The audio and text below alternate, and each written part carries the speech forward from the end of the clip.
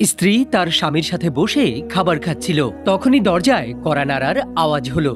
স্ত্রী গিয়ে দেখে এক ফকির দাঁড়ানো। স্ত্রী ভাবলো এখানে তো অনেক খাবার, কিছুটা খাবার ফকিরকে দিয়ে দেই, কিন্তু স্বামী কঠোরভাবে নিষেধ করলেন, তাকে কিছুই দিবে না। এই কথাতেই দুইজনের মাঝে ঝগড়া হয়ে গেল। ঝগড়ার মাত্রা এতটাই বেড়ে গেল, কিছু সময় পর তালাক হয়ে যায়।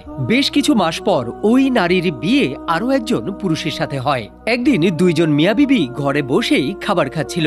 দরজায় টোকা দেওয়ার আওয়াজ পেয়ে বিবি উঠে গিয়ে দেখলেন একজন ফকির দরজায় দাঁড়িয়ে। বিবি ঘরে এসে ওই ফকিরকে কিছু দেওয়ার আগে তার চোখে পানি চলে আসলো।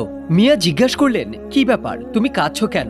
বিবি বলল, এটা সেই ব্যক্তি যে আমার আগের স্বামী ছিল, যে অনেক মাগরুর আর মোতাকাব্বির ছিল।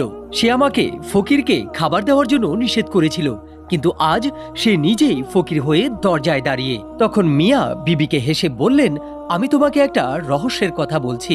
তোমার প্রথম স্বামী যে ফকিরকে খাবার দিতে নিষেধ করেছিল, সেটা আমিই ছিলাম।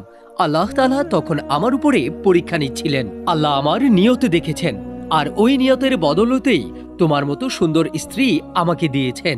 আল্লাহ আমাকে ইজ্জত আর তোমার সাথে সুখী জীবন দিয়েছেন, আলহামদুলিল্লাহ। এই গল্পটির মৌলিক শিক্ষা এটাই হলো, কখনো কোনো জরুরি প্রয়োজনে কোনো ব্যক্তিকে ফেরত দিবেন না, কারণ আজকে আপনার কাছে সাহায্য করার তৌফিক আছে, আগামীকাল নাও থাকতে পারে।